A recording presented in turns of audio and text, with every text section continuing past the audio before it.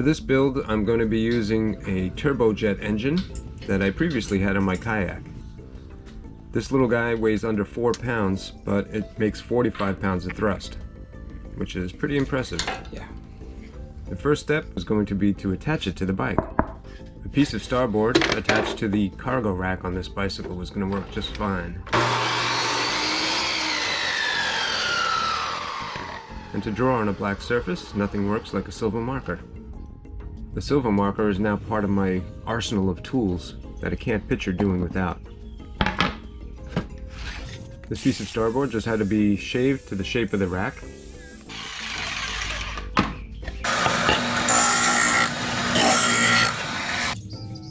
And only one problem, the back of the rack came up just a little bit. And to get it to sit flush was going to take a little bit of doing. I felt it was worth it though, considering how much force I might be putting on this.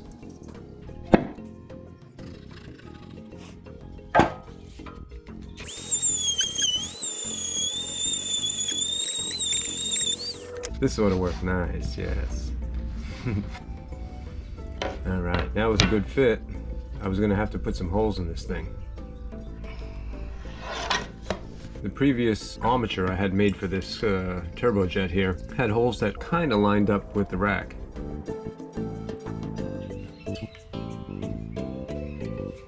I didn't quite like drilling holes in this for fear of weakening it or getting little slivers in my feet. But you do what you gotta do. I honestly didn't think there was going to be that much of a problem, except for maybe seeing if the bolts were going to line up. Which they did.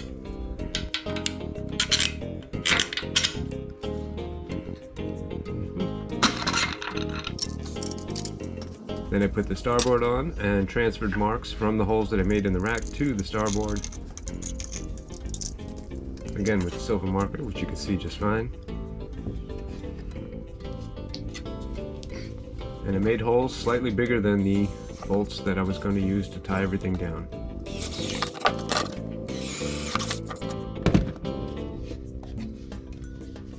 That's because getting everything to line up was certainly going to be a little tricky. But it worked, and things were starting to really take shape.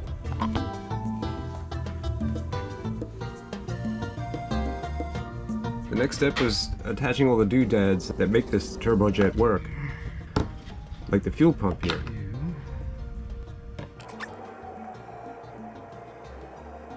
I was careful where I made the holes and how deep I went.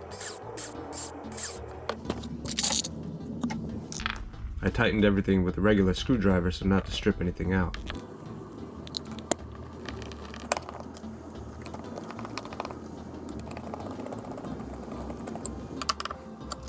Next I had to find a home for the fuel lines. This jet uses this very tiny fuel line for the starter, and the main fuel line is a little bit bigger.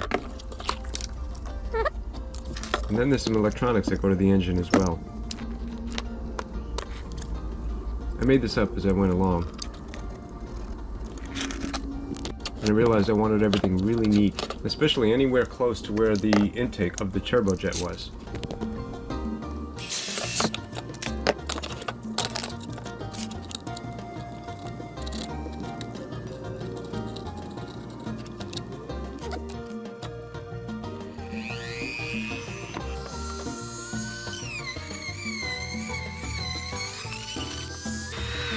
The piece I'm making here was going to act like a clamp, so I could insert the wires without having to cut them.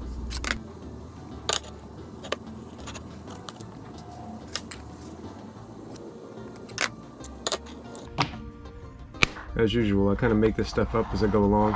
I get to see how it's going to work just like you guys do.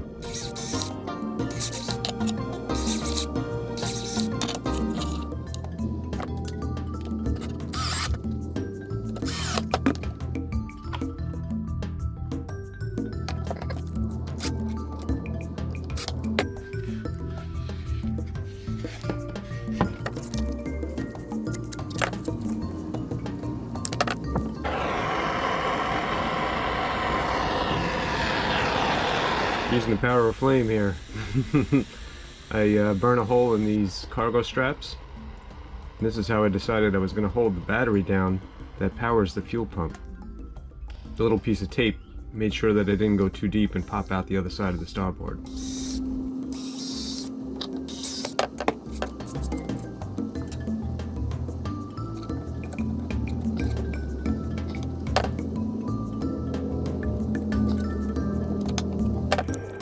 That seemed pretty secure, so I went ahead and I did 2 more.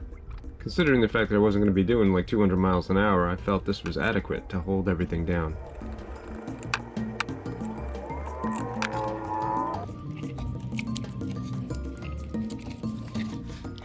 Yeah.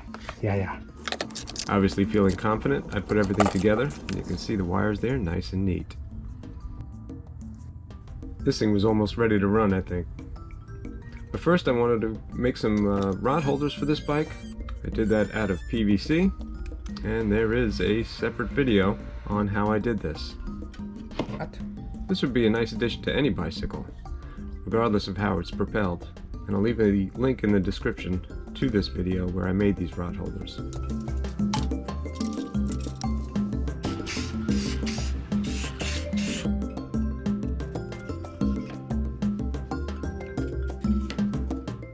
Once that was done, it's really starting to feel like it belonged to me. Personalized. How I like most of my equipment. Then there were the electronics that run the jet. Most of that got secured with cargo strapping, as did this little air trap, which prevents bubbles in the fuel. Which fuel? Yes, I needed a fuel tank. This Argo here had a water bottle in it and a holder. The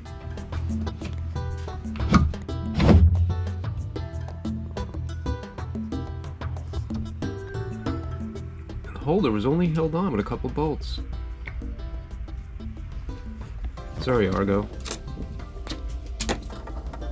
I'm gonna need this. And yeah, it's gonna fit perfect right here.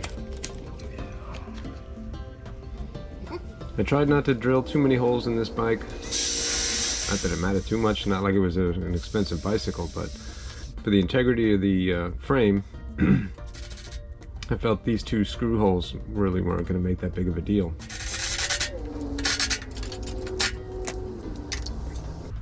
And this water bottle probably was never going to be used for any purpose other than holding fuel again in the future, so I didn't mind taking my knife to it. That's how I make a lot of things, actually, by not being afraid to mess it up.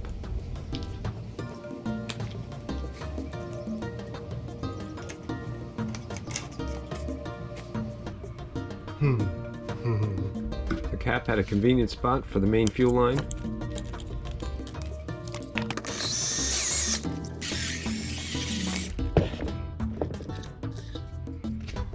There's a nice tight fit to get that line to go in there. Again, this was a leftover from the kayak build. And I remember from that build that I needed a vent, so as the fuel goes down, air is allowed to go into the tank. That was achieved with another smaller piece of fuel line.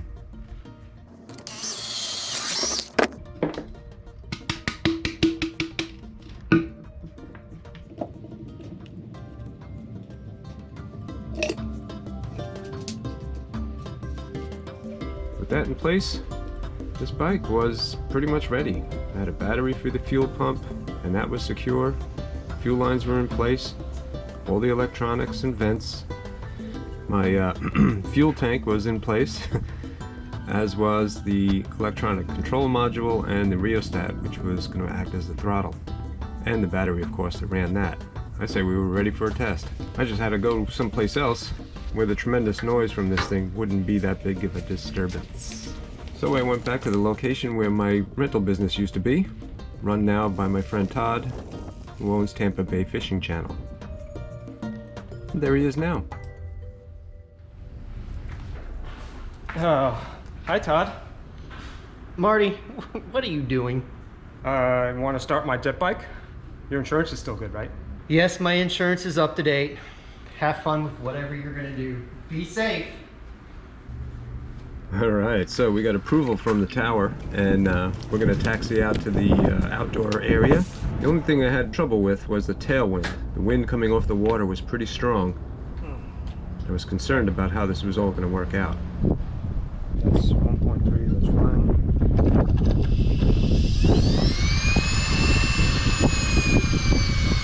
It had been a while, and it took a couple tries before this thing lit up, but eventually it got going.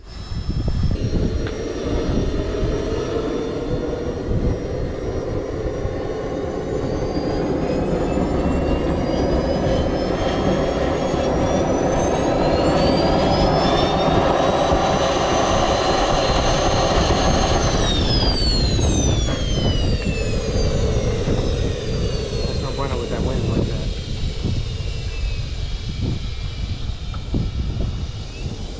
It's gonna manually cool now. Going shut down, that's fine. I think there's fuel in there. There is. You see it spitting fuel?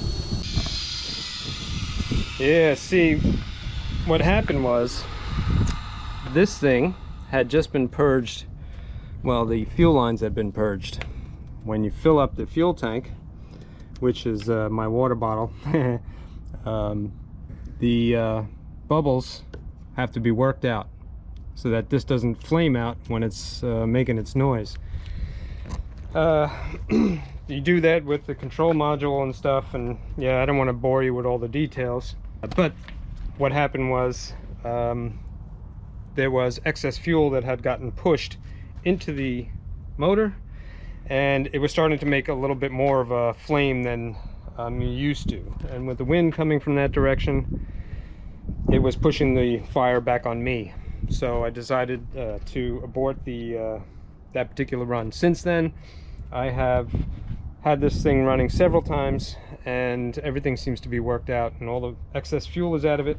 So now it is ready to be taken out someplace remote and given a proper test. So let's go ahead and do that. Don't forget, kids, I'm an expert. And you probably shouldn't try what you're about to see at home. Alright, so now everything is ready. I have my personal protection equipment, very important. And of course, I want to make sure that everybody hears me coming. So one last thing to do.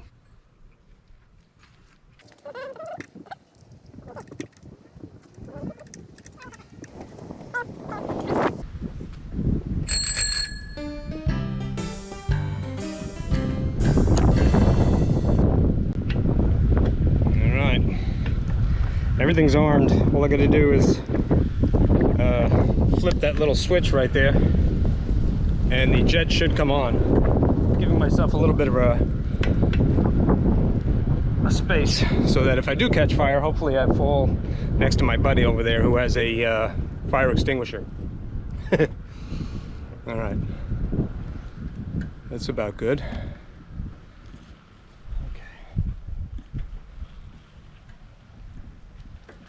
All right, let's try it. You know what? First, I'll tuck my shirt in. Okay, we all good? Try not to burn me, engine.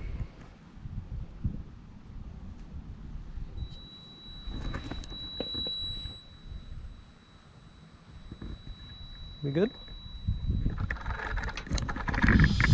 Oh yeah, burning. It's gonna take a while to get to idle.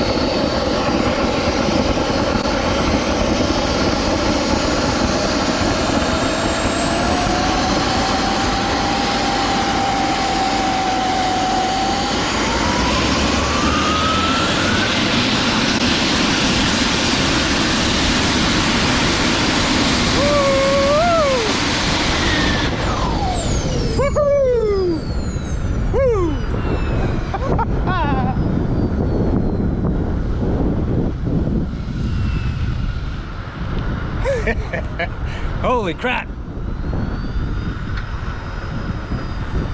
I better put my helmet on.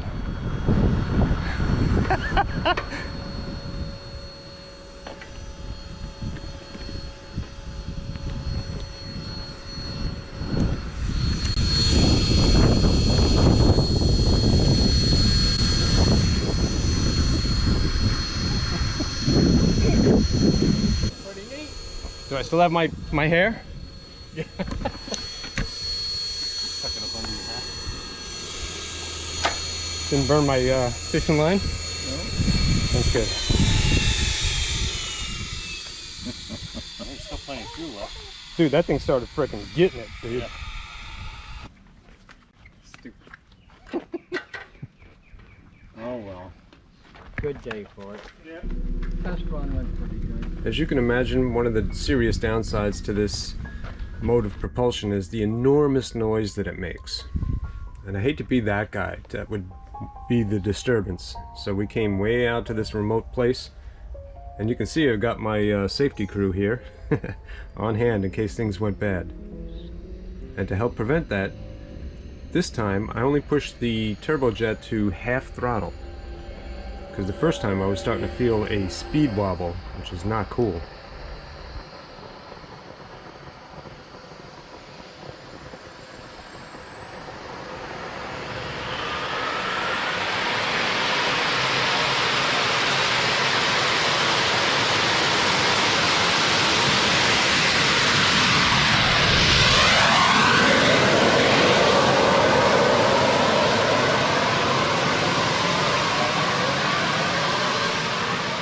I was actually starting to get the hang of the throttle up at this point and was able to throttle down but not shut the turbine off, make the turn and come back for a second run.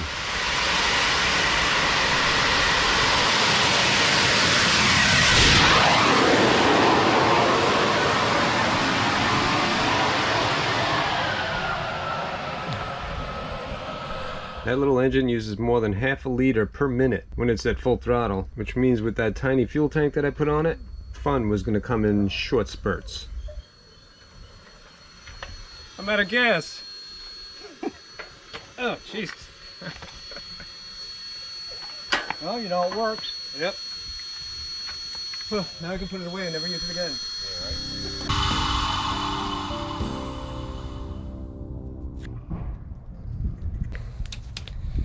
This thing is definitely a lot of fun. It is very complicated, and like I said, part of me wants to just put this away and never use it again because it's dangerous and foolish and loud and obnoxious and liable to get me in some sort of trouble some way, somehow. So I feel obligated to tell you guys again that this is not something to be tried at home by just anybody. This is something that I've thought about a lot. I've had a lot of help, professional help. Although it looks like I'm very whimsical, you know, what with wearing flip-flops, no proper helmets. Believe me when I tell you, I know the risks and what I'm getting into. So don't you guys go putting jets on your bicycles. You overcomplicate things when you do that.